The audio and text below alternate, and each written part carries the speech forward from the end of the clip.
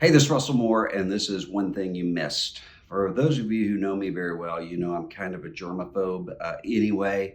I was in a difficult situation a couple weeks ago in a movie theater when I dropped my bottle of Purell on the floor and had to reach around on a movie theater floor and find it.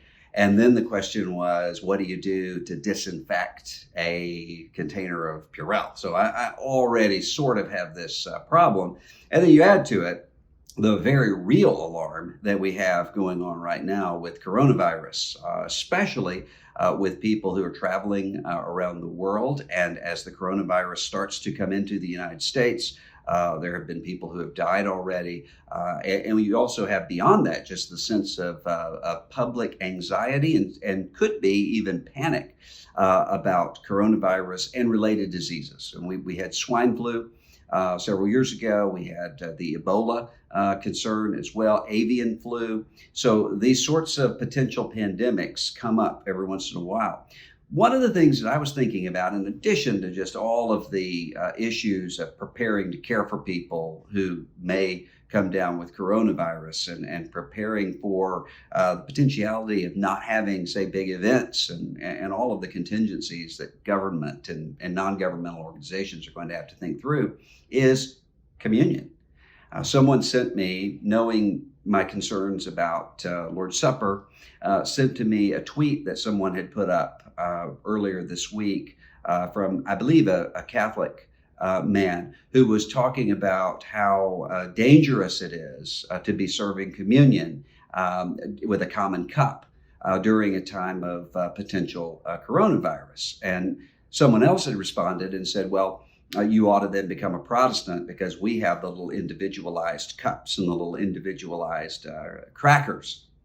And so it really caused me to think about something that's been a concern of mine for a long time. And so I actually would agree with churches that say we're not going to do common cup right now in a time of potential epidemic.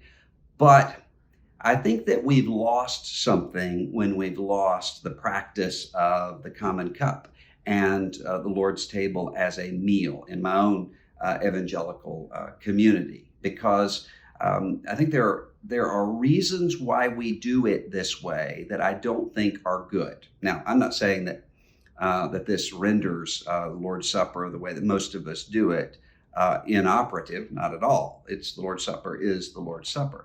I just think there's some assumptions behind the very individualized way that we do the Lord's Supper that loses some of what Jesus communicates to us in the sign of the Lord's Supper, the tearing of the bread, the drinking of the common cup, so that when the Apostle Paul talks about our gathering together around the table, it is a sign of the unity that Jesus is establishing and the fact that Jesus himself is feeding us with his own body and with his own blood.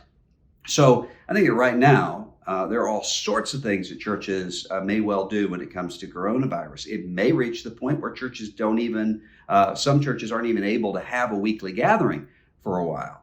But longer term than that, I think that we need to have a conversation about what does it mean for us to be part of one body, one loaf, one cup. And I think one of the reasons that some of us don't even think about those ancient practices is not because we're concerned about epidemics, but because we just say that's gross to drink after somebody else. Well, that actually is something that the New Testament takes head on and says, you're not drinking after somebody else. You're part of one body, head, body in Christ. And that's worth thinking about when we're past a time of sickness. This is Russell Moore, and this has been One Thing You Missed.